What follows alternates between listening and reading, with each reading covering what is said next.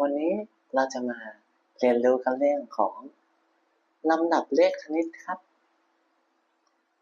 ลำดับเลขคณิตคืออะไร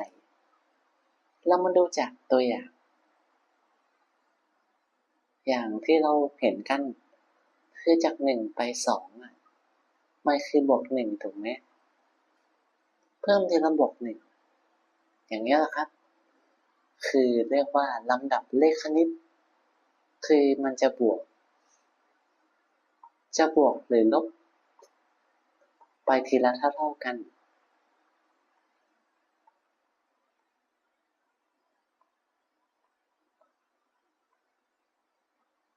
หรือลบทีละเท่ากัน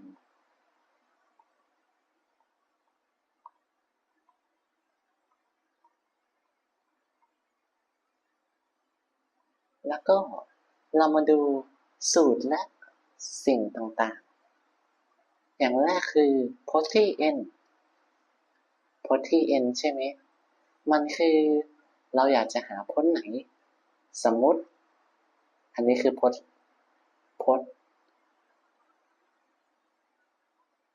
หนึ่งพจน์สองอย่างนี้นะครับเราหาพจน์ที่สองล่ะ a สองเราแทนค่า n ลงไปใช่ไหม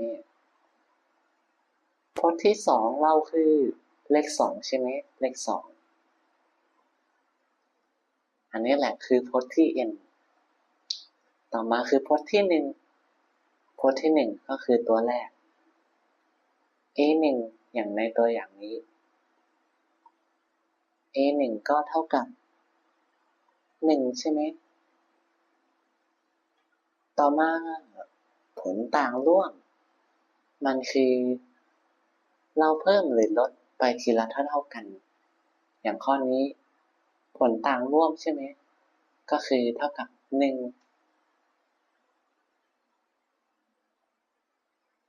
ผลต่างร่วมมันจะย่อจาก common difference นี่ common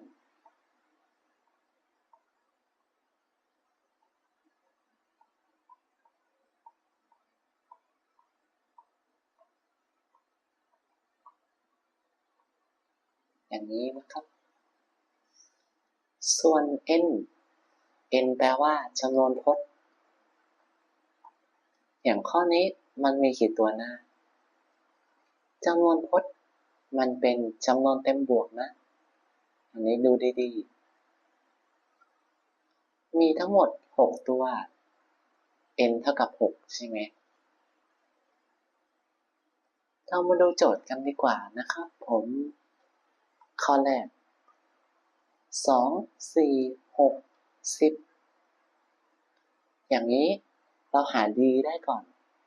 หาดีก็ได้พจน์ทางขวาหรือจะมองเป็นพจน์ทางขวาลบพจน์ทางซ้ายเป็น4ลบ2ก็เท่ากับ2ส่วน a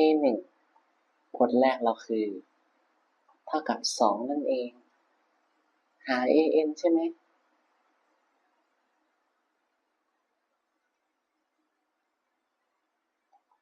an ก็เท่ากับพจน์แรกบวกกับจำนวนพจน์ลบ1คูณกับ d ลืมเลยวิธีจำคือหาพจน์ทั่วไปคือเอาพจน์แรกบวกกับจำนวนพจน์ลบ1และคูณด้วยผลต่างร่วมผลต่างร่วมเราคือ2มันหมายถึงบวก2ใช่ไหมใช่ก็แทนค่าไปเลย2บวกกับ n ลบ1 d ของเราก็คือ2นั่นเองเราก็กระจายเข้าไปคูณเลยให้ครบทุกตัวบวก 2n ลบ2ใช่ไหมสุดท้ายแล้วเราก็ได้พจน์ทั่วไปคือ 2n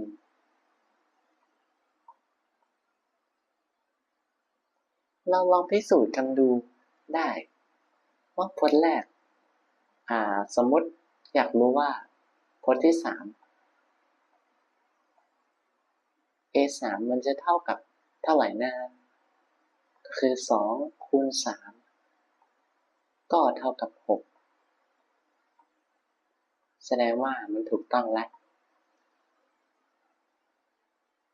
มาดูข้อต่อมาคล้ายๆกันเลยครับไอเดียสิ่งที่เรารู้ก็เขียนไว้ก่อนได้ a1 เท่ากับ5ถูกไหมส่วน d เราเอาพจน์ด้านขวานะลบพจน์ด้านซ้ายจะได้ d เป็น-2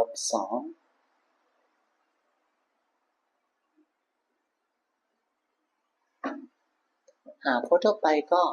ง่ายๆเลยใช้สูตรเดิมได้เลย an เท่ากับ a1 ใช่ไหมบวกกับ n ลบ1คูณ d จำนวนพจน์ลบ1คูณ d นั่นเองจัดการแทนค่ามันไปก็เป็น5บวกกับ n ลบ1ถูกไหมคูณด้วย-2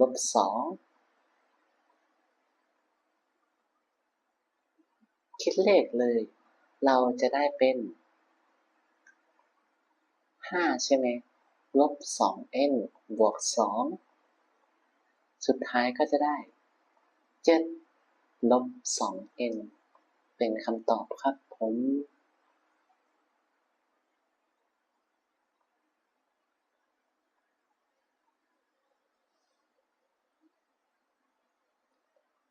แล้ว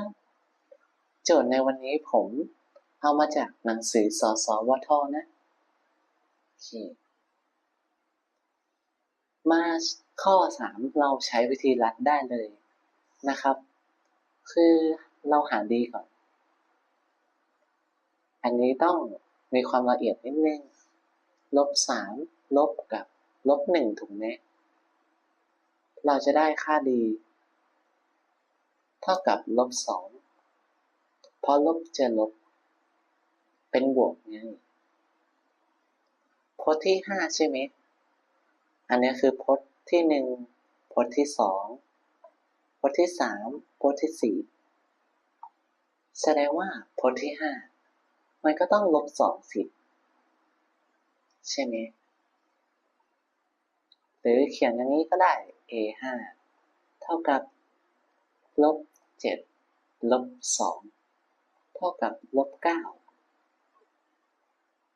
ใช่ไหมเท่านี้เราจะได้คำตอบแล้ว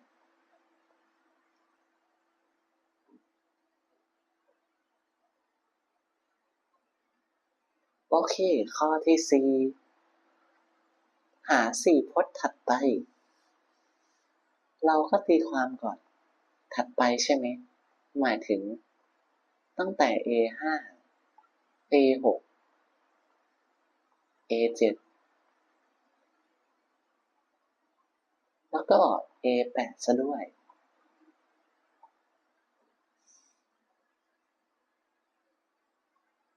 อย่างแรกคือหาพจน์ทั่วไปก่อนโอเคค่อนข้าง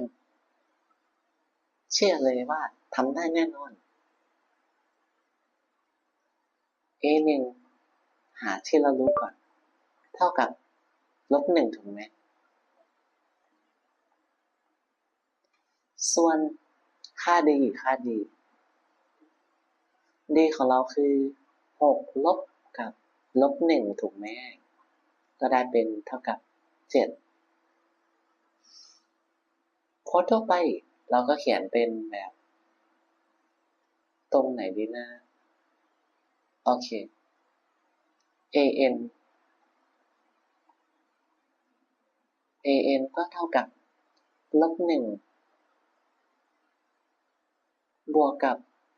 n ลบ1ถูกไหมอันนี้คือสูตรเลยคูณ d คือผลต่างร่วมเราได้เป็น7 เรามาหาพจน์ที่5ก่อน a5 ก็เลยจะเท่ากับลบ1บวกกับ5ลบ1คูณ7ใช่ไหมคูณ7ก็เลยจะเท่ากับ7คูณ4 28ลบ1เป็น27นี่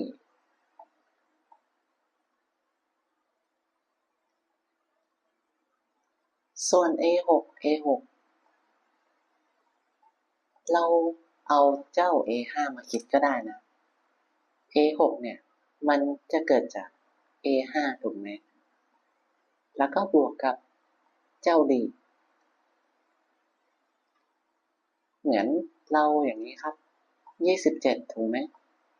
ต่อมาก็ต้องบวก7ใช่ป่ะก็เท่ากับ27บวก7ก็เลยเท่ากับ34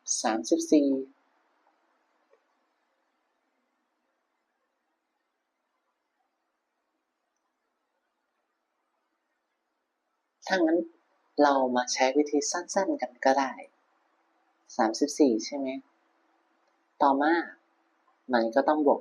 7เหมือนเดิมเพราะมันคือลำดับเลขคณิตนั่นเองก็เป็น41ต่อมามันก็คือ48นี่เห็นไหมเราก็ได้คำตอบแล้ว4ตัวนี้ตรงนี้นะครับนี่คำตอบของเราไม่ยากใช่ไหม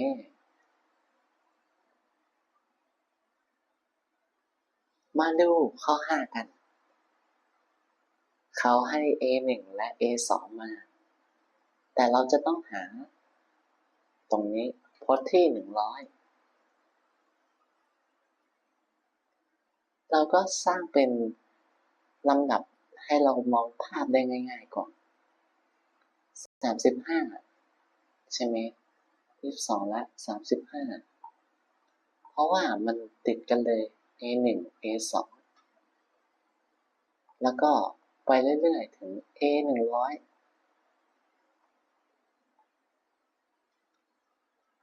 โอเคเราควรจะหา d ให้ได้ก่อนหา d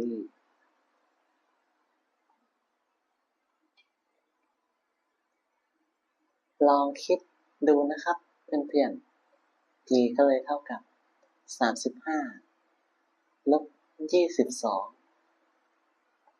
ก็เท่ากับ13นั่นเองโอเคหาพจน์ทั่วไปต่อมาหาพจน์ทั่วไป an ใช่ไหมมันจะเท่ากับ a1 พจน์แรกบวกกับจำนวนพจน์ลบ1คูณกับผลต่างร่วมแล้วเราก็แทนค่าลงไปเราหาพจน์ที่100ถูกไหม a1 ของเราก็คือเจ้า22บวก100ลบ1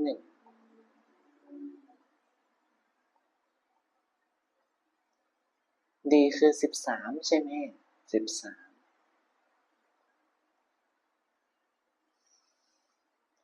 เราจะคิดแบบนี้ก็ได้นะคือเอา13กระจายเข้าแล้วค่อยเอามาลบกัน100คูณ13ก็เป็น1,300ลบ13ถูกไหมยืมมาก่อน2 10 9แล้วก็10ได้เป็น7 1287ถูกไหม1287บวก22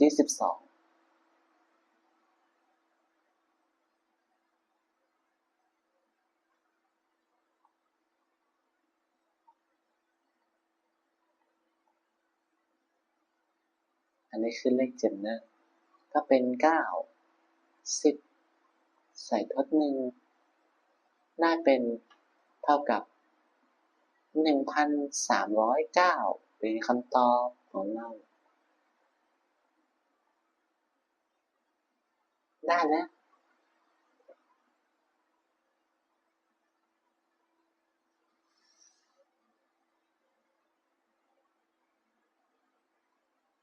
เรามาดูเป็นข้อ6กันบ้างครับข้อนี้คือเขาให้มาเป็นผลพจน์ทั่วไปแล้วแต่เราจะหา a1 a2 และผลต่างร่วมหา a1 a1 ใช่ไหมก็เท่ากับ10ลบ4คูณ1ก็เป็น6ถูกไหมเท่ากับ6ส่วน a2 ก็เป็น